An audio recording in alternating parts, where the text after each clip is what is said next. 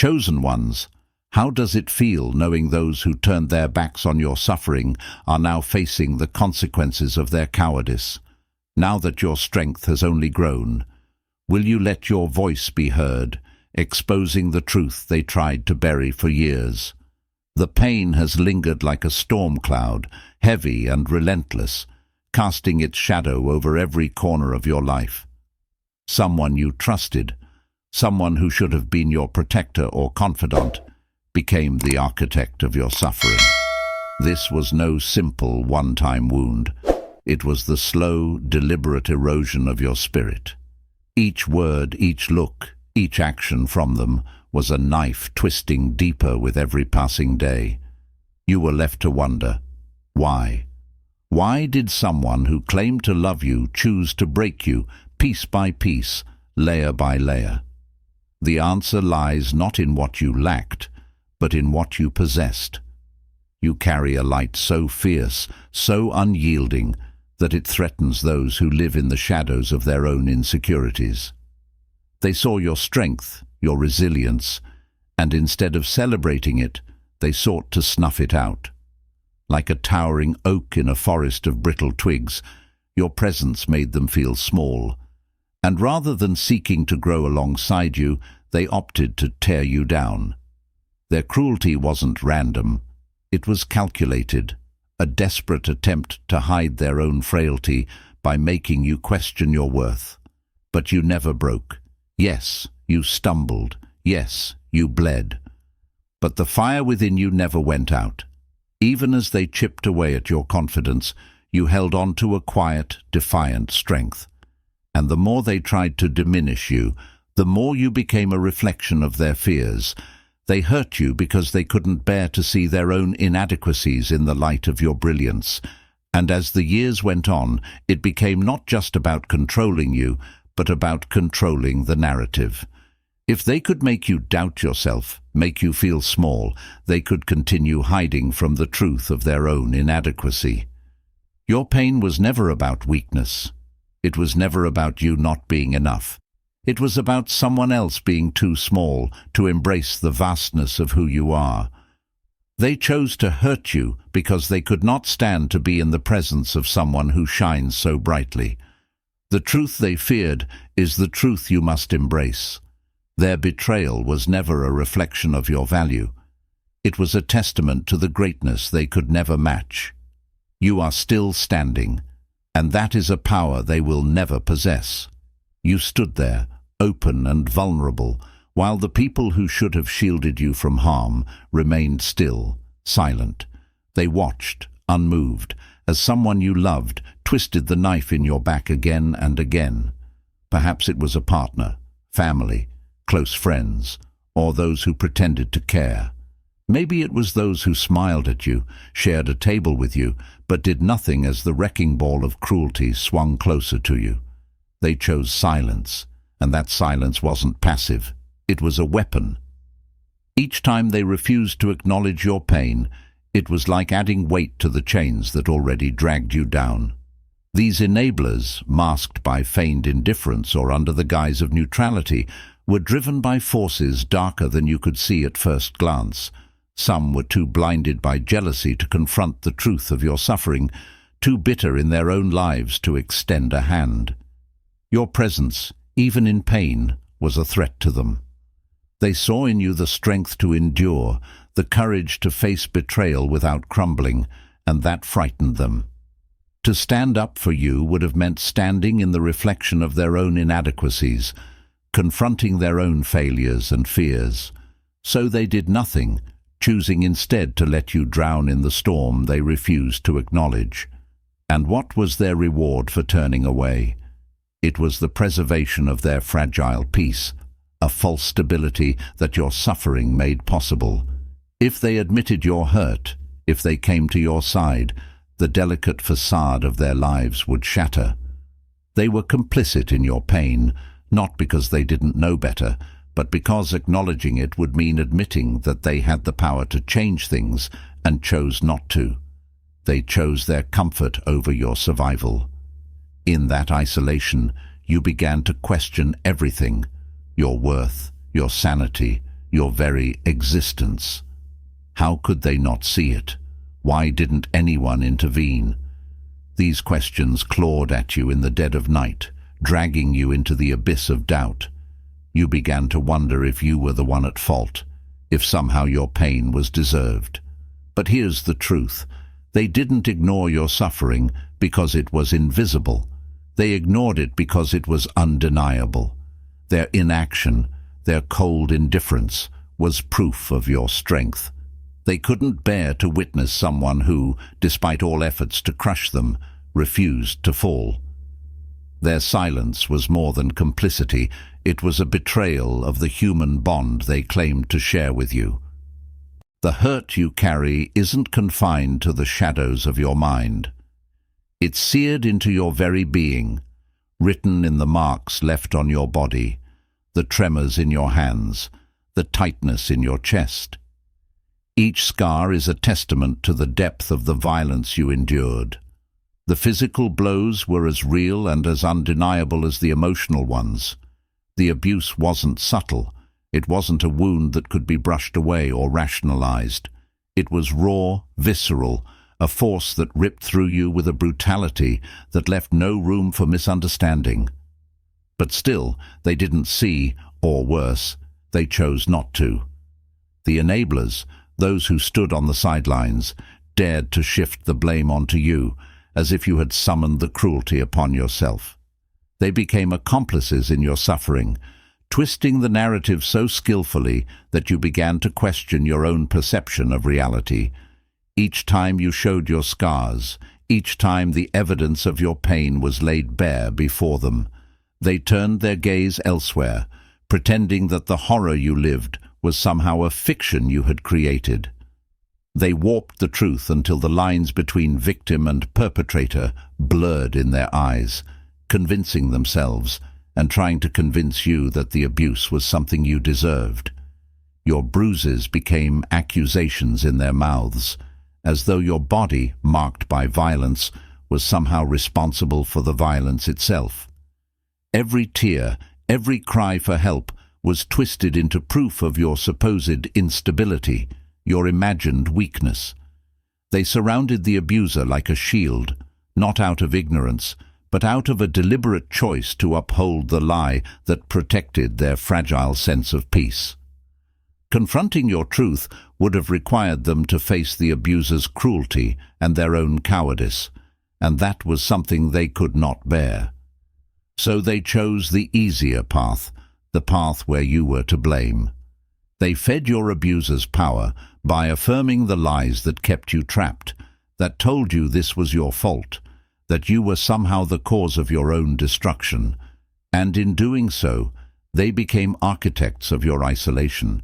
They took your reality and distorted it until even you began to wonder if your pain was real, if your suffering was justified. But make no mistake, the hurt was real, and their denial of it only deepened the wound. The scars, both visible and invisible, stand as proof not only of the abuse itself, but of the deliberate refusal of those around you to acknowledge the truth. They chose the comfort of lies over the discomfort of truth, leaving you to bear the weight of it all. That weight is no longer yours to carry. We created the inner order for chosen ones like you, those who have endured the lies, the betrayal, and the deliberate blindness of others. You've borne the scars, but now it's time to rise beyond the pain. If you've carried the burden of their lies and you're ready to claim the power of your truth, it's time to join the inner order. The link is in the description below. For those who once stood by in silence, who turned their faces away as you were torn apart, something is shifting. Their guilt is no longer an abstract concept they can ignore. It has become a weight pressing down on their chest with the force of the years they spent enabling your suffering. It's the nagging reminder that they did nothing when you were crying out, that they let the darkness devour you without lifting a finger. For some, this guilt has begun to unravel their carefully constructed lives. Their ignorance and denial, once a shield from the discomfort of facing the truth, now chokes them. They see it in their reflection, the way their eyes no longer hold the certainty they once did. It's as though they've been marked by the very pain they tried to ignore, and now they cannot escape the consequences. Their lives, once so carefully managed, are fraying at the edges. They feel it in their bones, a karmic reckoning that cannot be dodged. They have begun to see what they refused to see before, that their silence was an act of violence, their inaction a betrayal. But not all of them will allow this guilt to transform them. Some, still gripped by jealousy and spite, cling to their denial like a lifeline. They see the truth, but they refuse to admit it, because doing so would mean confronting their own inadequacies. These enablers are trapped in their own prisons, bound by the same fear that kept them silent when you needed them most.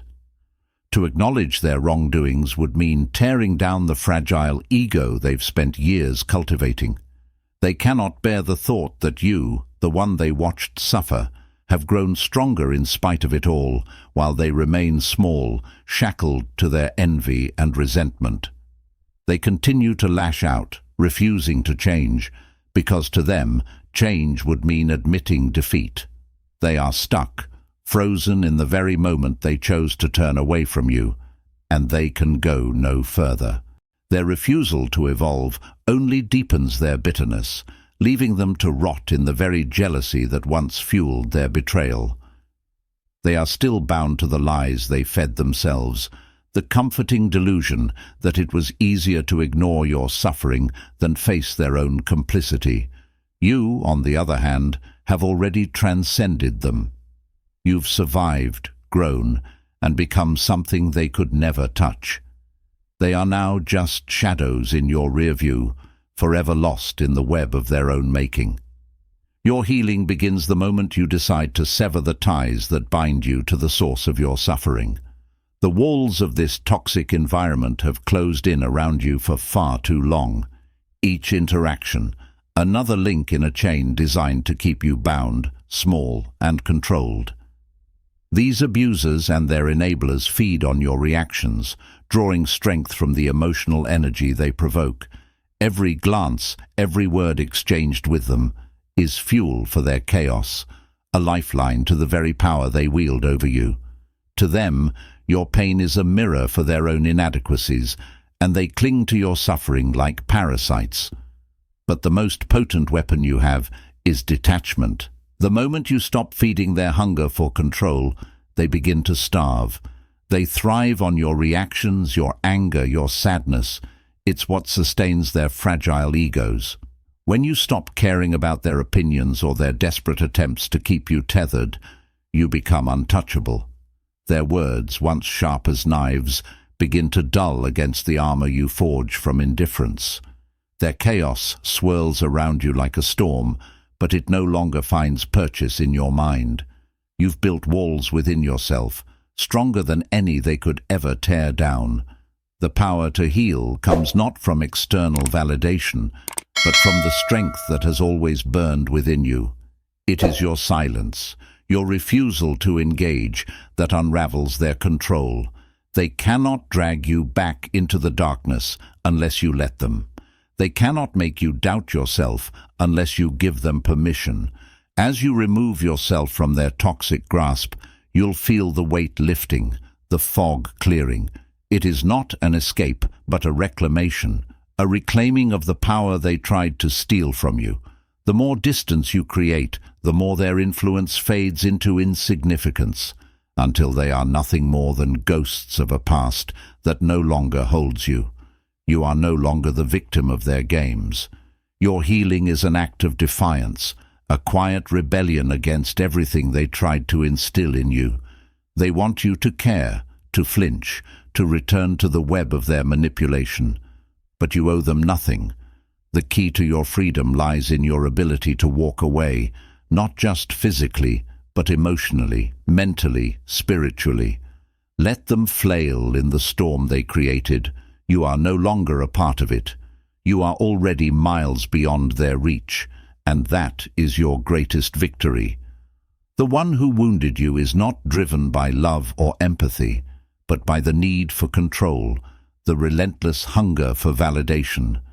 They thrive on manipulation, weaving illusions to make themselves the center of every room, every conversation.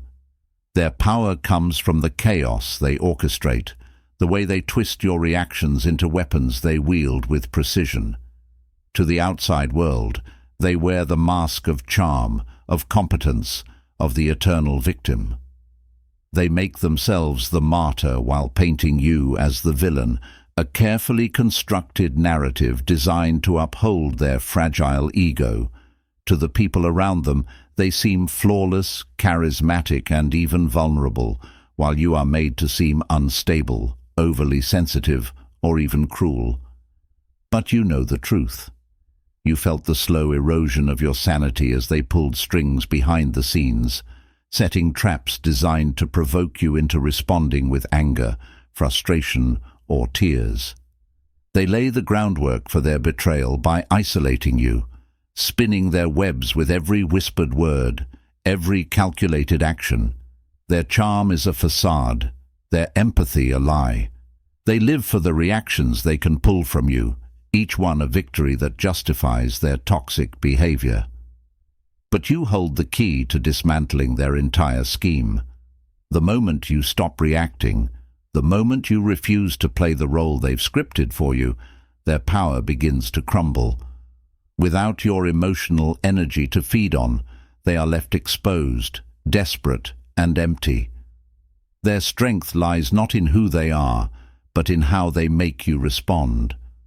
By stripping away your reactions, you strip away their mask, forcing them to confront the hollowness they've been hiding all along. You become the mirror they cannot bear to look into, reflecting their dysfunction back at them in ways they can no longer deny. This infuriates them, of course. They will try every trick, every manipulation to pull you back in, to make you break, to restore the balance of power that kept them in control. But your silence is louder than any words you could ever speak. Your refusal to play their game unravels the very core of their illusion. In your indifference, you become untouchable, leaving them to spiral in the mess they created. Without your reactions to validate their narrative, they are left to face the truth. Their power was never real. It was always borrowed from you. When you refuse to react, you disrupt the very foundation upon which the abuser builds their power. Their strength is rooted in your response, in the way they pull at your emotions like strings to a puppet. But the moment those strings fall limp, their control begins to erode. They push, they prod, seeking any flicker of anger, sadness, or fear, because your reactions are the fuel that powers their manipulation. Without it, their efforts fall flat. Their attempts to dominate fizzle out like smoke. This drives them into frustration, and in their desperation to regain control, they will begin to unravel. As the abuser loses their grip, the mask they wear in public begins to crack.